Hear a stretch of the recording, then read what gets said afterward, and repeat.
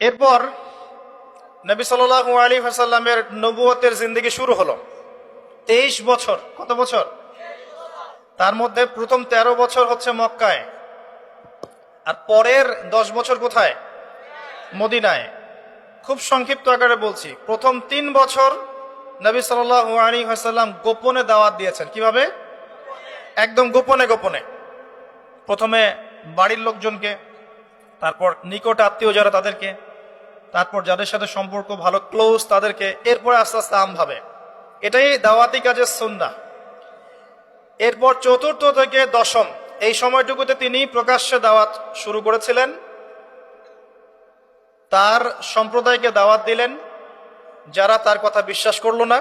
বেশিরভাগ মানুষই কুফরি করলো, বরং তারা ইসলাম যারা কবুল করেছে এদের উপরে নির্যাতন শুরু করলো। নির্যাতনের মাত্রা দিন দিন বাড়তে থাকলো। যখন হামজাহ এবং ওমর রাদিয়াল্লাহু আনহুমা তাদের মতো কিছু সাহাবী ইসলাম কবুল করলেন, ইসলাম তখন শক্তিশালী হওয়া শুরু করলো। তারপরেও নির্যাতনের মাত্রা বাড়তে থাকলো। এক পর্যায়ে সাহাবীরা হিজরত করলেন আবিসিনিয়ায়। কোথায়? আবিসিনিয়ায়। প্রথম হিজরত মদিনায় হয়নি, প্রথম হিজরত আবিসিনিয়ায়। এটা হচ্ছে ইথিওপিয়ার পাশে, এখনকার মানচিত্রে ইরিত্রিয়া নামে একটা জায়গা আছে। দেখেছেন কখনো? বিশ্বের ম্যাপ দেখেছেন কখনো? বিসিএস কোচিং যারা করছেন তাদের তো জানার কথা। ইরিত্রিয়া ছিল সেই জায়গা যেখানে হিজরত করেছিলেন সাহাবীরা। সেখানে একজন বাদশাহ ছিলেন, তার নাম বাদশাহ নাজাশী। তিনি একজন খ্রিস্টান ছিলেন, কিন্তু ভালো খ্রিস্টান ছিলেন, সৎ। তিনি মুসলিমদেরকে আশ্রয় দিয়েছিলেন এবং তার রাজ্যে মুসলিমরা নিরাপদে ছিল, বসবাস করেছে দীর্ঘদিন।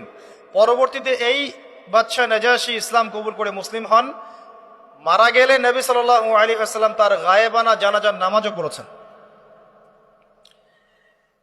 এরপরে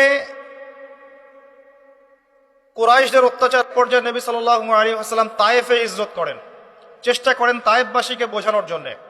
তায়েফের লোকজন সাড়া দেয়নি, উল্টা নবী সাল্লাল্লাহু আলাইহি ওয়াসাল্লামকে রক্তাক্ত করেছিল। তিনি ফিরে আসেন মক্কায় আবারও।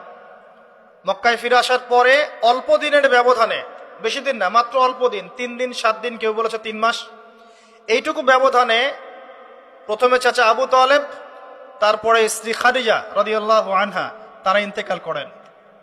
এবং নবী সাল্লাল্লাহু আলাইহি ওয়াসাল্লামের এই শেষ আশ্রয়স্থল আবু তালেব, সেটাও শেষ হয়ে যায়। তার স্ত্রী খাদিজা রাদিয়াল্লাহু আনহা আল্লাহর কাছে চলে যান। এই সময়টাতে নবী সাল্লাল্লাহু আলাইহি ওয়াসাল্লাম প্রচন্ড মানসিক কষ্টে ছিলেন। আল্লাহ পাক এইরকম একটা সময়ে মেরাজের ঘটনা ঘটিয়েছে। বলেন সুবহানাল্লাহ। আল্লাহ রাব্বুল আলামিন তাকে পুরো মানসিক সমস্ত কষ্ট থেকে ফারেক করে আল্লাহ পাকের সমস্ত কুদরত দেখিয়েছেন মহাবিশ্বে নিয়ে গিয়ে।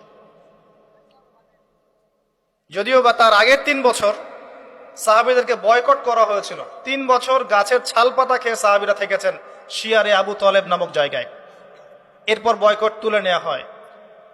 তারপর এই আমুল হুজন আসে। এর পরের বছর ইয়াসরিব বা মদিনা থেকে 6 জন যুবক এসে ইসলাম কবুল করে। বলেন সুবহানাল্লাহ। তাদের নেতা ছিলেন আসাদ বিন জুরারাহ রাদিয়াল্লাহু আনহু। তিনি ফিরে যান মদিনায়। পরের বছর আবার 6 জনকে নিয়ে আসেন, টোটাল 12 জন। এই 12 জন মুসলিম হয়ে আবার মদিনায় ফিরে যান। এই 12 জনের সাথে আল্লাহর নবী সাল্লাল্লাহু আলাইহি ওয়াসাল্লাম একজন সাহাবীকে পাঠিয়ে দেন দায়ী হিসেবে। তার নাম মুসআব বিন উমাইর রাদিয়াল্লাহু আনহু। মুসআব বিন উমাইর রাদিয়াল্লাহু আনহু। প্রশ্ন কিন্তু আসবে, ভালো করে মনে রাখতে থাকেন। এরপরে মুসআব বিন উমাইর রাদিয়াল্লাহু আনহু এই 12 জন সাহাবীর সাথে যান মদিনায়। মদিনার আগের নাম ছিল ইয়াসরিব। কি নাম? ইয়াসরিব। এর পরের বছর মোট 75 জন, 73 জন পুরুষ আর 2 জন নারী, আওস এবং খাজরাজ গোত্রের, তারা আসেন। এসে নবী সাল্লাল্লাহু আলাইহি ওয়াসাল্লামের হাতে হাত রেখে বায়াত করেন। মহিলারা হাতে হাত রাখে নাই, পুরুষেরা হাতে হাত রেখেছিল। আমাদের নবীজি মহিলাদের হাতে কখনো হাত রেখে বায়াত করার নাই। এখন অনেক ভণ্ড পীর দেখা যায় মহিলাদের হাতে হাত রেখে বায়াত করাচ্ছে। মহিলাটা হাত ধরে বায়াত করাতে হয়? মহিলাটা মৌখিক বায়াত করবে। তো 75 জন সাহাবী এসে ইসলাম কবুল করে আবার চলে যান মদিনায়। এই যে 75 জন ইসলাম কবুল করলেন, মদিনার বিশাল একটা জনগোষ্ঠী, কিন্তু 75 জন কম নয়, কারণ ওইখানে জনসংখ্যা এত বেশি ছিল না। তারপরের বছর নবী সাল্লাল্লাহু আলাইহি ওয়াসাল্লাম নিজে এবং সাহাবীরা সবাই গিয়ে হিজরত করেন মদিনায়। কথা বুঝতে পারছেন? এই যে নতুন একটা রাষ্ট্রের জন্ম হলো, মক্কা থেকে সবাই এখন মদিনায়, মক্কায় ঘরবাড়ি ছেড়ে দিয়ে নিঃস্ব হাতে, খালি হাতে, আল্লাহর উপর তাওয়াক্কুল করে।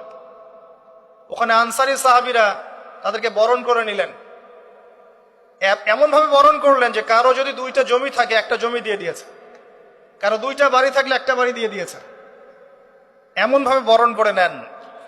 নতুন রাষ্ট্র হলো, নবী সাল্লাল্লাহু আলাইহি ওয়াসাল্লাম সেখানে মদিনা সনদ করলেন, ওখানকার ইহুদিদের সাথে চুক্তি হলো, ওখানকার জনগণের সাথে চুক্তি হলো, এবং আমরা শান্তিপূর্ণ একটা রাষ্ট্র পেলাম। এরপর নবী সাল্লাল্লাহু আলাইহি ওয়াসাল্লাম সেখানে অর্থনীতি সমৃদ্ধ করতে লাগলেন, সামরিক বাহিনী সমৃদ্ধ করতে লাগলেন, অস্ত্রশস্ত্র সবকিছু হতে লাগলো, একটা রাষ্ট্রের যা যা প্রয়োজন সবকিছু সেখানে হতে লাগলো। এক পর্যায়ে আবু সুফিয়ানের বাণিজ্যিক কাফেলাকে আক্রমণকে কেন্দ্র করে বদরের যুদ্ধ হয়ে গেল। আর এই বদরের যুদ্ধে আমরা অল্প সংখ্যক সৈন্য নিয়ে বড় বাহিনীর বিরুদ্ধে জয়লাভ করলাম, ইসলামের ইতিহাসে প্রথম সশস্ত্র যুদ্ধ। কথা বুঝতে পারছেন? এর পরের বছর হলো উহুদ, যে যুদ্ধে আমরা প্রায় জিতে গিয়েছিলাম, আমাদের একটা ভুলের কারণে সাময়িক বিপর্যয়ের সম্মুখীন হলাম। আমরা উহুদের সাময়িক বিপর্যয়ের সম্মুখীন হলাম, 70 জন সাহাবী শহীদ হয়ে গেল। আমাদের নবীজি স্বয়ং নিজেও সেই যুদ্ধে মার খেয়েছেন একটা ভুলের কারণে।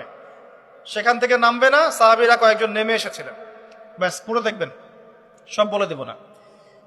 এর পরের বছর খন্দকের যুদ্ধে 3-4 মাস অবরোধ করে রাখা হয় মদিনাকে, শেষমেশ তারা কিছুই লাভ করতে পারলো না, ফিরে চলে গেল।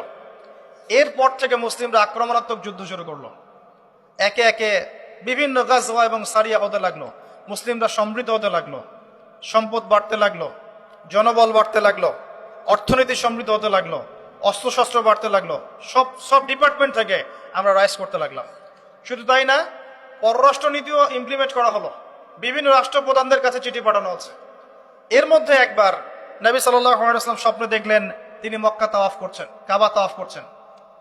সাহাবীরা বুঝে নিলেন যে আমরা মক্কায় যাচ্ছি, তারা মক্কায় যাওয়া শুরু করলেন। 1400 সাহাবী হুদাইবিয়া নামক জায়গায় আটকে দেওয়া হলো, যাওয়া যাবে না, এই বছর ফেরত যেতে হবে, পরের বছর আসতে হবে, তোমাদের কেউ আমাদের দলে আসলে ফেরত দিব না, আমাদের কেউ তোমাদের দলে গেলে ফেরত দিতে হবে, আগামী 10 বছর আমরা কেউ কারোর সাথে যুদ্ধ করব না, আগামী বছর ওমরা করতে আসবে মাত্র 3 দিনের জন্য, কোনো অস্ত্র সাথে আনা যাবে না।